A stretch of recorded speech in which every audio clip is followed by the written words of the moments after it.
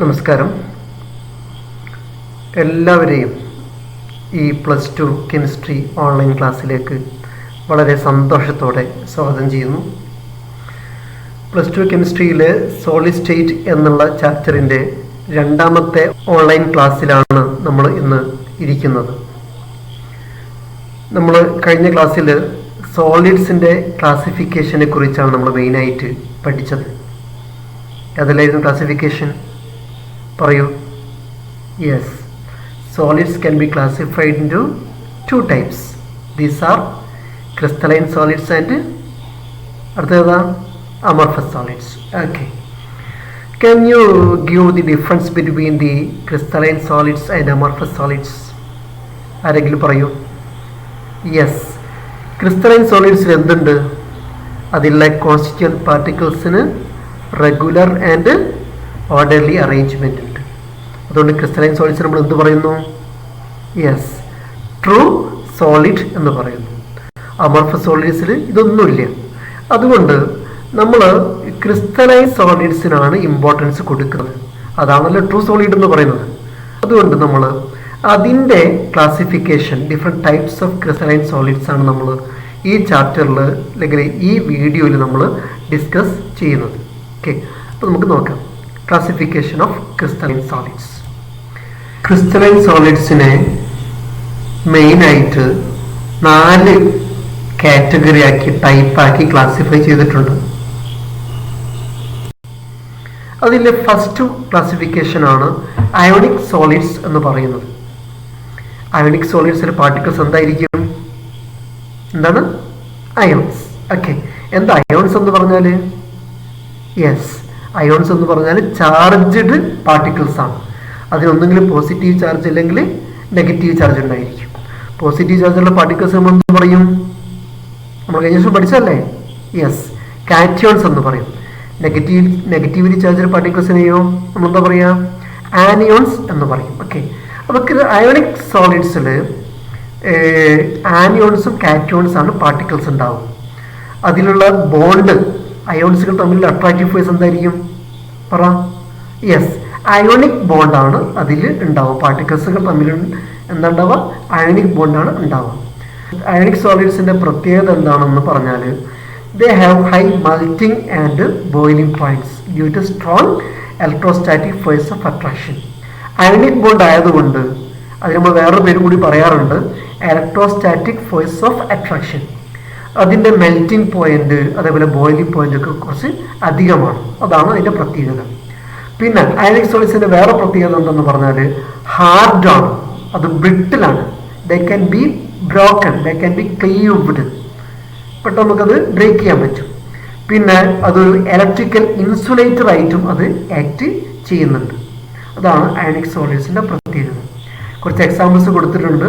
Sodium chloride, calcium chloride, zinc sulphide ഒക്കെ അതിന് examples ആണ്.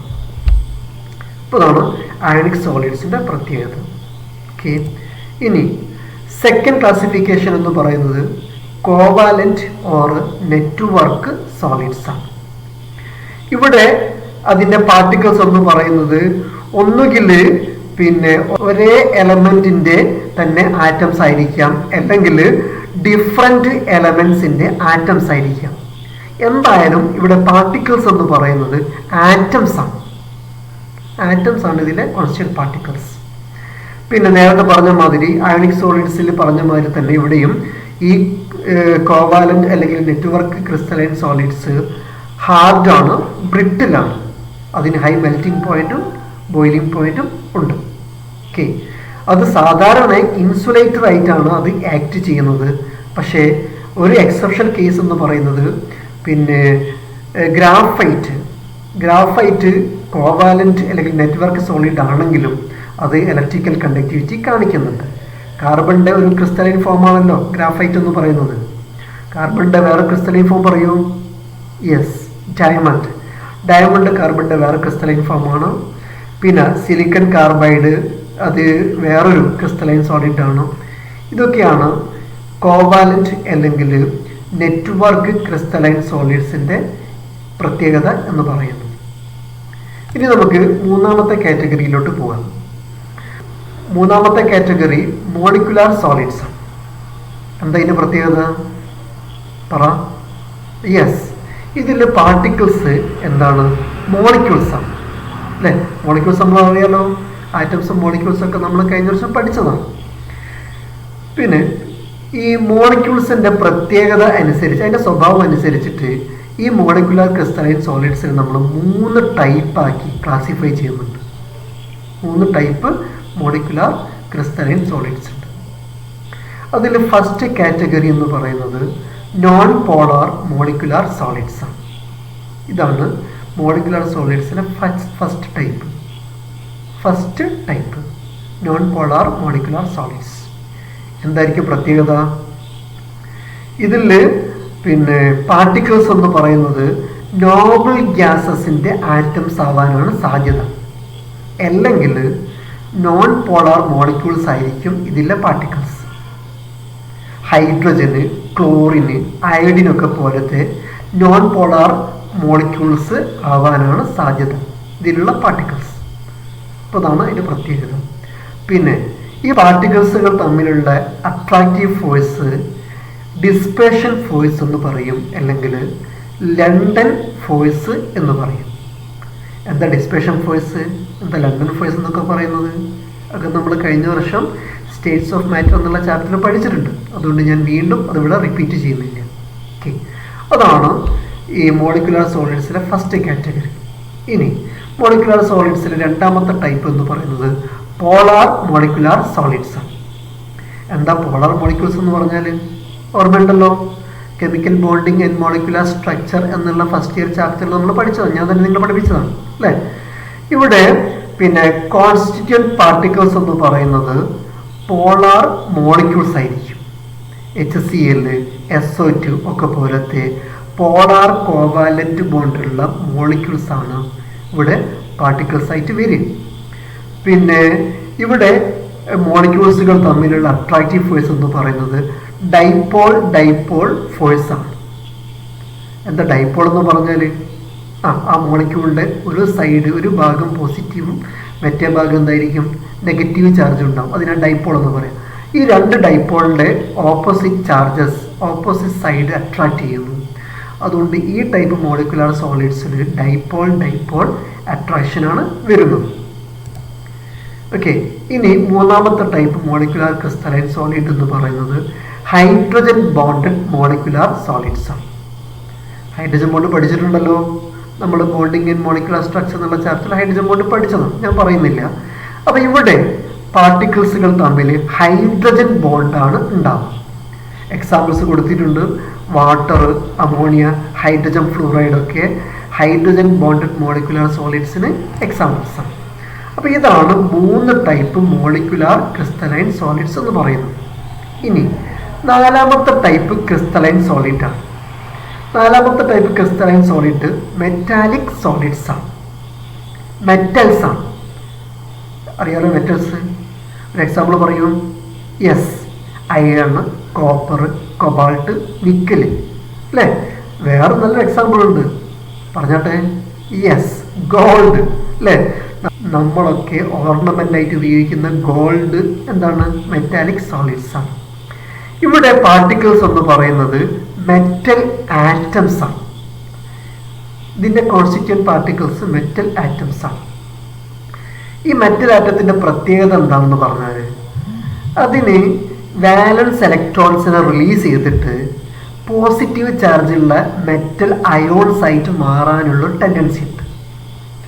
ആ പോസിറ്റീവ് ചാർജുള്ള മെറ്റൽ അയോൺസിൻ്റെ പേരാണ് കേർണൽസ് എന്ന് പറയും. സോ കേർണൽസ് എന്ന് പറഞ്ഞാൽ പോസിറ്റീവ്ലി ചാർജ്ഡ് മെറ്റൽ അയോൺസ്. അപ്പോൾ ഈ മെറ്റൽ അയോൺസിൻ്റെ ചുറ്റും കുറേ ആറ്റംസ് റിലീസ് ചെയ്യുന്ന ഇലക്ട്രോൺസ് ഒരു കടൽ പോലെ അതിൻ്റെ ചുറ്റും ഇങ്ങനെ ഒഴുകി നടക്കും. ഫ്രീ ഇലക്ട്രോൺസിന് എന്ത് ചാർജാണ്? Negative charge. മെറ്റാലിക് കേർണൽസിലോ പോസിറ്റീവ് ചാർജ്. അപ്പോൾ ഈ പോസിറ്റീവ് ചാർജുള്ള മെറ്റൽ അയോൺസും ഇലക്ട്രോൺസും നമ്മൾ അട്രാക്റ്റ് ചെയ്യും അല്ലേ? ഇപ്പം നമ്മൾ ഒരു തരി പഞ്ചസാര നമ്മൾ നിലത്ത് ഇട്ടിട്ടുണ്ടെങ്കിൽ അതിൻ്റെ ചുറ്റും എവിടെ നിന്നാണെന്ന് അറിയില്ല എന്ത് വരും? യെസ്, കുറേ ഉറുമ്പുകൾ വന്നിരിക്കും, എൻ്റെ ചുറ്റും ഉണ്ടാവും. അപ്പം ഉറുമ്പും പഞ്ചസാരയും തമ്മിൽ എന്തൊരു അട്രാക്ഷൻ ഉണ്ട്. അതേപോലെ ഇവിടെ പോസിറ്റീവ് ചാർജുള്ള മെറ്റൽ അയോൺസും അതിൻ്റെ ചുറ്റുമുള്ള ഇലക്ട്രോൺസും തമ്മിൽ അട്രാക്റ്റ് ചെയ്യും. പഞ്ചസാരന് ഉറുമ്പ് പൊതിഞ്ഞ മാതിരി മെറ്റാലിക് കേർണൽസിനെ ഇലക്ട്രോൺസ് പൊതിയുന്നു. ആ അട്രാക്റ്റീവ് ഫോഴ്സിനാണ് നമ്മൾ എന്ത് പറയുന്നത്? മെറ്റാലിക് ബോണ്ട് എന്ന് പറയുന്നു. ഓക്കെ, അപ്പോൾ അതാണ് ഇതിലുള്ള അട്രാക്റ്റീവ് ഫോഴ്സ്, മെറ്റാലിക് ബോണ്ട്. ഇതാണ് മെറ്റാലിക് സോളിഡ്സിൻ്റെ പ്രത്യേകത. എക്സാമ്പിൾസ് ഒക്കെ നമ്മൾ പറഞ്ഞല്ലോ. Okay, so these are the 4 types of crystalline solids. ഏതെല്ലാമാണ് പറഞ്ഞോട്ടെ? Ionic crystalline solids, covalent or network crystalline solids, molecular crystalline solids, metallic solids. അതിൽ മോളിക്കുലാർ ക്രിസ്റ്റലൈൻ സോളിഡ്സ് വീണ്ടും 3 ടൈപ്പ് ഉണ്ട് അല്ലേ? Non polar, polar and yes hydrogen bonded molecular crystalline solids. ഇനി നോക്കുക, ശ്രദ്ധിക്കുക. ഈ പറഞ്ഞ 4 ടൈപ്പ് ക്രിസ്റ്റലൈൻ സോളിഡ്സിൻ്റെ പ്രത്യേകത ഞാനൊരു ടേബിളാക്കി കൊടുത്തിരിക്കുന്നു. ഫസ്റ്റിൽ മോളിക്കുലാർ ക്രിസ്റ്റലൈൻ സോളിഡ്സ് ആണ്. അത് 3 ടൈപ്പ് ഉണ്ട് എന്ന് നമ്മൾ പറഞ്ഞു. അതിലെ പാർട്ടിക്കിൾസ് മോളിക്യൂൾസ് ആണ്. അട്രാക്റ്റീവ് ഫോഴ്സ് എന്ന് പറയുന്നത് പിന്നെ നോൺ പോളാർ ആണെങ്കിൽ ഡിസ്പേഷൻ അല്ലെങ്കിൽ ലണ്ടൻ ഫോഴ്സ് ആണ്. പോളാർ ആണെങ്കിൽ ഡൈപോൾ ഡൈപോൾ ഇൻട്രാക്ഷൻ ആണ്. ഹൈഡ്രജൻ ബോണ്ടിൽ പിന്നെ പറയണ്ടല്ലോ, ഹൈഡ്രജൻ ബോണ്ടിങ് ആണ് വരിക. എക്സാമ്പിൾസ് കൊടുത്തിട്ടുണ്ട്. അതിൻ്റെ ഫിസിക്കൽ പ്രോപ്പർട്ടീസ് അല്ലേ, ചിലത് സോഫ്റ്റ് ആണ്, ചിലത് ഹാർഡാണ്. പിന്നെ കണ്ടക്ടിവിറ്റി എന്ന് പറഞ്ഞാൽ ഇത് 3 ടൈപ്പും എന്താണ്? ഇൻസുലേറ്റർ ആണ്. Okay, melting point, boiling point ഒക്കെ കൊടുത്തിട്ടുണ്ട്. ഇനി ionic crystalline solids particles ions ആണ്.